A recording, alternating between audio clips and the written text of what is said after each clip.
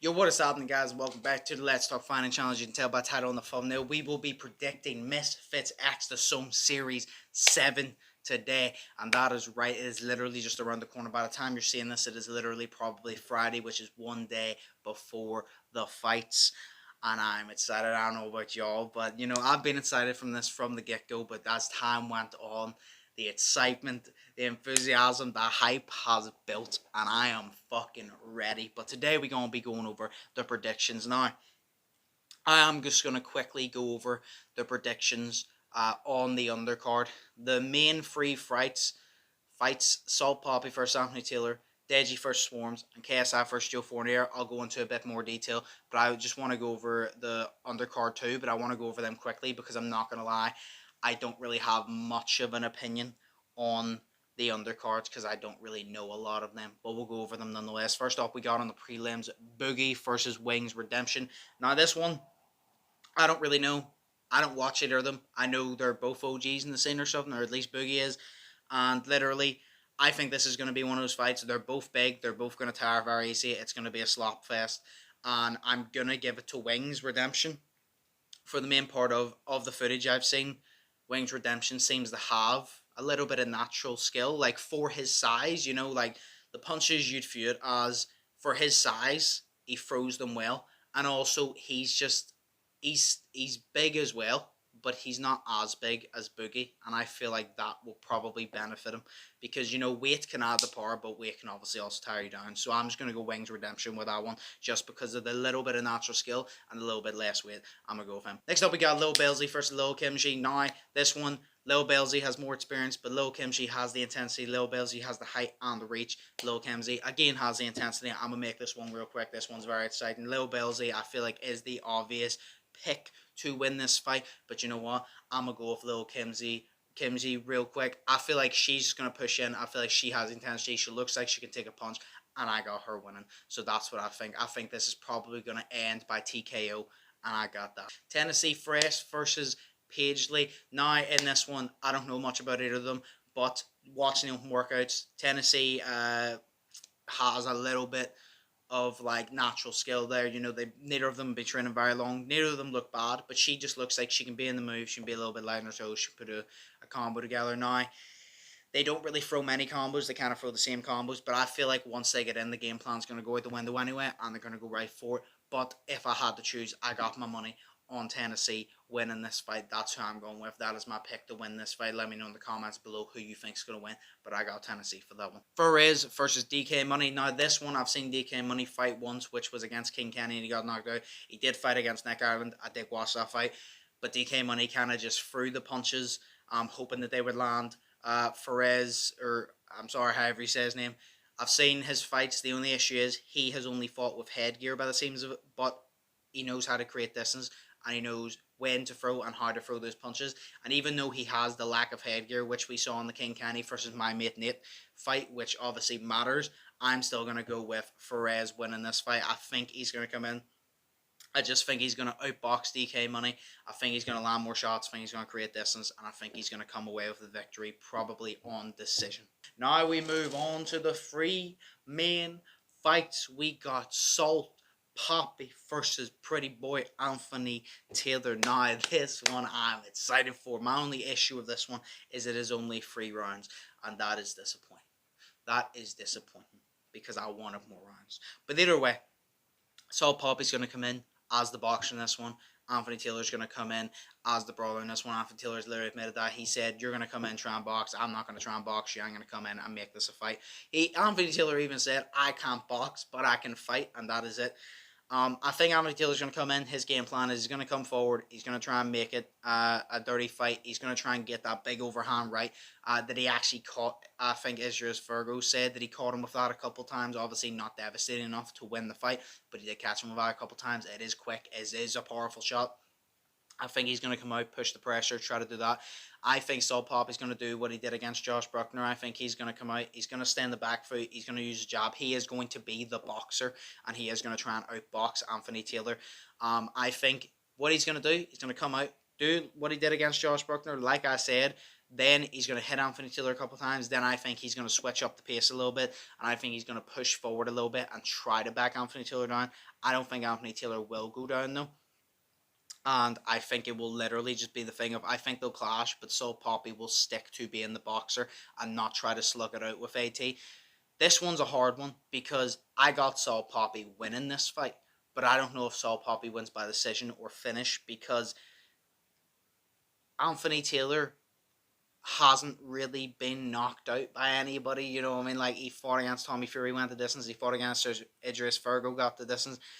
I think Saul Poppy's going to catch him. I think Saul Poppy's going to stun him. But do I think Saul Poppy has the power and speed to finish him? Because I believe he's the far better boxer. But Anthony Taylor just keeps coming fucking forward. And I don't know if he's going to be able to finish that. So I'm just going to go the safe option. And I got Saul Poppy winning by decision. Saul Poppy, Saul Daddy for the win on the decision. But you know what? I just hope this is a good fight. Like I said, I wish it was more rounds than 3. But I hope it's a good fight nonetheless. It'll still be worth it if they just go for it, the 3 rounds, and I'm excited for that one. But give me Saul Poppy by decision. Next up, we got Deji versus Swarms. Now, this one is exciting. Obviously, Deji coming off the win against Fusi. We're not going to count this fight against Floyd Mayweather because that was an exhibition. It was against Floyd Mayweather. It wasn't an actual fight.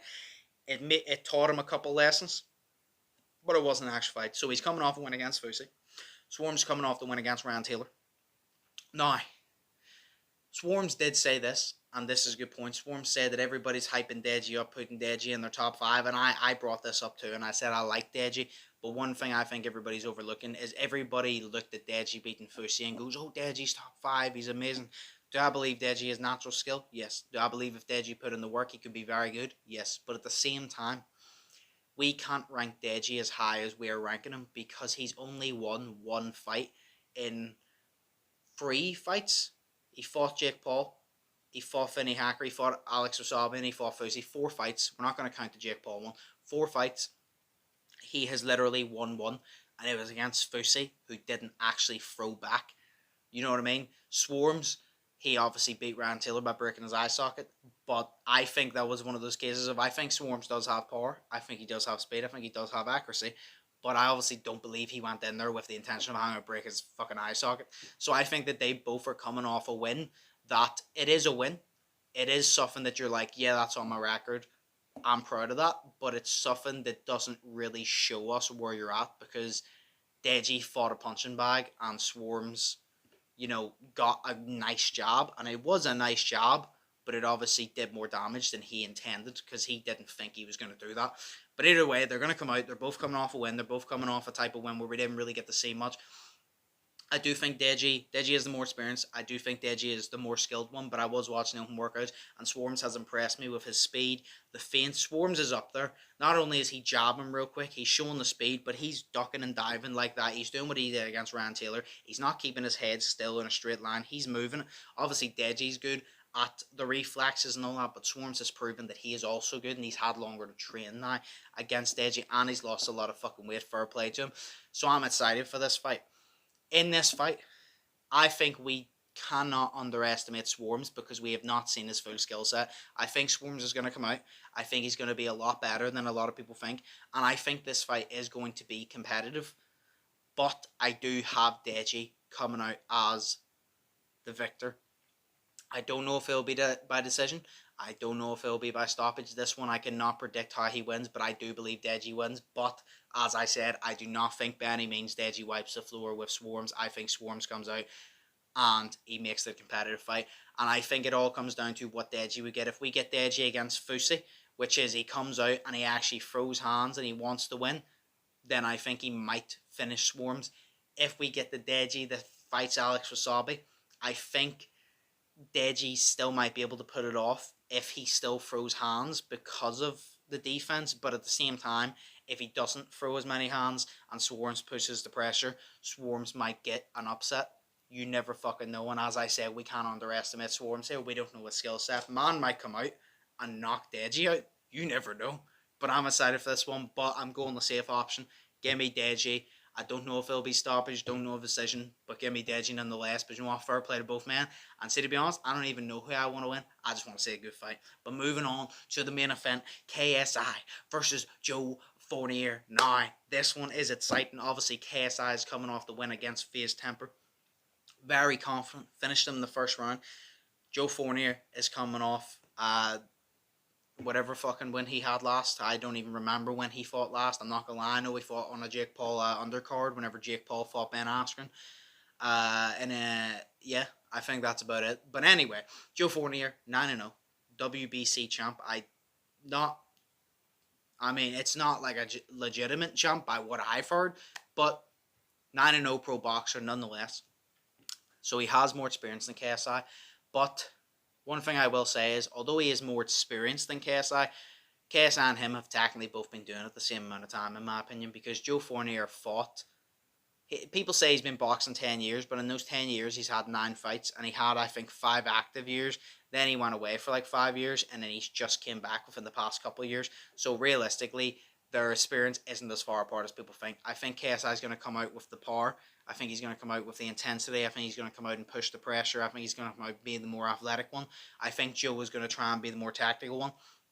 I have said, I hope JJ doesn't run into his punches like FaZe Temper. Fournier already said that. He said, you ran into Temper's punches. Temper caught you with a few lefts. If I hit you, it's going to be completely different to when Temper hit you. And that is it. And I 100% agree. I know a lot of people are overlooking Fournier and saying, oh, he's not that good of a boxer. KSI is going to wipe the floor of him. I don't know if it is the case of Joe Fournier's so good at trash talking that he's convinced me. I already thought that this would be a good challenge for KSI. Now I'm starting to believe it's going to be a bigger challenge for KSI because of the way Joe's been talking, because of the shape Joe's in. Joe's like 40 and he's ripped, he's in shape, he's ready. He was saying that he only sparred twice, but I even said I don't believe that. I believe he's trying to do that as a game plan. I think his game plan is he wants KSI to come forward, meet him in the center, and he's going to try and land that big shot to put KSI down, and that's it. Because he saw, maybe he'll throw the uppercuts like Logan did. Maybe he'll do that. But I think that's Joe's game plan, is to come out, meet him in the center, try to land that big shot and finish him off. It is only 6 rounds. I think they should have went 8 rounds because KSI is trying to get up to the Jake Paul fight, and Jake's fighting 8 rounds. So I do personally believe it should have been 8. But it might finish before the 6th round anyway. My issue with KSI, he keeps talking about I haven't been dropped in sparring, I haven't been knocked out in sparring, I haven't been this. But KSI needs to realise that it doesn't matter if you've been dropped in sparring. Because at the end of the day, it doesn't matter who's in front of you. You have to respect them like they can take your head off with one punch and be cautious. And KSI doesn't do that with a lot of his opponents. He doesn't. He runs forward and he gets caught like he did against Temper, like he did against Swarms as well. Obviously, Swarms didn't do damage to him, but Swarms caught him with a couple. And if that was someone who knew how to land a punch, KSI would have been in trouble. And I think KSI needs to just deflate his ego a bit and think, do you know what? I may have not been knocked out in sparring. I may have not been dropped in sparring, but I can be dropped in this fight. And I need to make sure that I avoid that at every cost. And I think Joe Fournier goes down the road. I think Joe Fournier should try to box him, but then also if he sees the opportunity to go head to head and he has the confidence that he has the power to put JJ down, maybe go for it. But he's also got to understand that KSI has proven to have power in the past as well. But after all of that breakdown, who do I got winning? I think Joe's going to come out, and I think Joe's going to prove to be a real challenge for KSI. I don't think KSI is going to wipe the floor of him. I do not think Joe is going to wipe the floor of KSI either. I think it's going to be a very, very close fight. And I don't know if it's going to go to decision or it's going to finish. But you know what? My final decision is give me KSI. I believe KSI is going to put it off. I do not think it's going to be an easy fight by any means. And I hope it's not an easy fight. I hope it goes at least a couple rounds. And I hope Joe makes it competitive. But give me KSI. I cannot see KSI losing to Joe Fournier. I feel like he's going to put it out of the bag. I feel like Joe Fournier might catch him a little bit, be up on the scoreboard, but I think KSI will bring the dog in him and be like, you know what, fuck it, I'm going to get in there, I'm going to go for him, and I'm going to take his head off. And I think that's what will win KSI the fight, is the fucking heart and the dog inside him that he has.